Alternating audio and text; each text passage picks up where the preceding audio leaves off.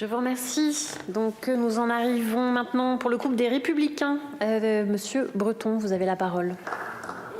Merci Madame la Présidente, Monsieur le Ministre, mes chers collègues. Je voudrais tout d'abord remercier le groupe du Mouvement démocrate d'avoir inscrit ce sujet et d'organiser ce débat sur les conséquences de la baisse démographique dans notre pays et les politiques à mettre en œuvre pour y remédier, parce que je crois que les chiffres qui sont parus avec un chiffre de natalité le plus bas depuis 1946 nous a beaucoup interrogés et inquiétés.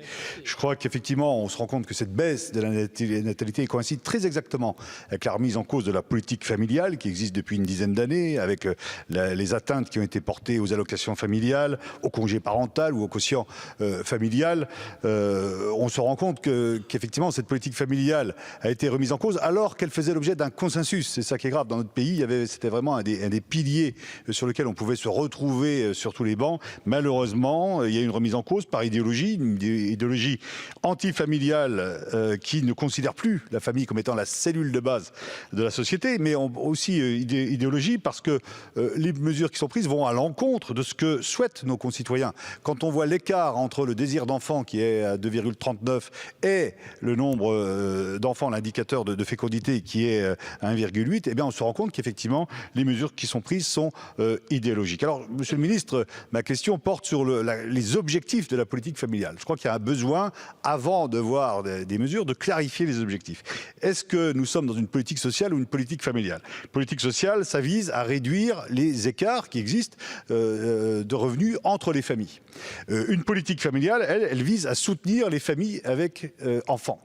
On voit bien que c'est deux choses différentes entre réduire des écarts de revenus, et ça c'est l'objet des politiques sociales qui ont toute leur légitimité, mais la politique familiale, elle doit viser effectivement à soutenir les familles qui ont des enfants. C'est la différence entre la redistribution verticale et la redistribution horizontale. Alors Monsieur le Ministre, allons-nous revenir vers une politique familiale digne de ce nom qui s'appuie sur une redistribution horizontale? Je vous remercie. Je vous remercie. Vous avez la parole, Monsieur le Ministre. Madame la Présidente, Monsieur le député Breton, là aussi, je crois que la force de notre politique familiale, c'est d'être les deux. C'est d'être à la fois une politique de soutien à la natalité, mais aussi une politique sociale.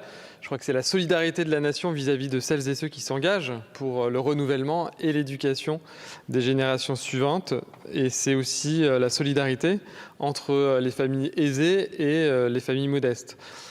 Contrairement, je sais qu'on a un débat sur le sujet, mais pour moi, notre modèle, il est toujours universel et avec des allocations qui sont versées à toutes les familles à partir de 2 enfants et malgré, encore une fois, cette modulation qui ne concerne que les 10% des familles les plus aisées.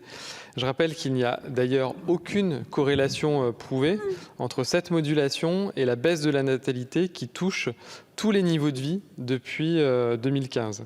Et la vraie question pour nous, c'est celle que j'ai rappelée tout à l'heure, c'est celle vraiment des 1000 premiers jours, c'est de lutter contre les inégalités de destin, c'est de répondre aussi à la première préoccupation des parents qui est de trouver une solution d'accueil pour leur jeune enfant, de qualité, près de chez eux et qui soit aussi accessible d'un point de vue financier.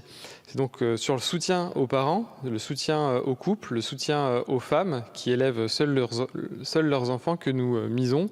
C'est pour ça qu'on s'est engagé dans une politique ambitieuse, encore une fois, de service aux familles et dans la construction de ce service public de la petite enfance.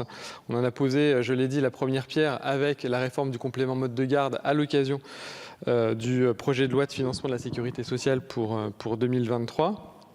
Et j'anime actuellement, personnellement, la concertation autour du service public de la petite enfance. Il y a une concertation territoriale qui est aussi conduite par Elisabeth Laithier et qui rendra ses conclusions au printemps et qui nous permettra de continuer à renforcer le soutien aux familles qui sera l'un des piliers de ce quinquennat car nous pensons que c'est le meilleur investissement social qui existe.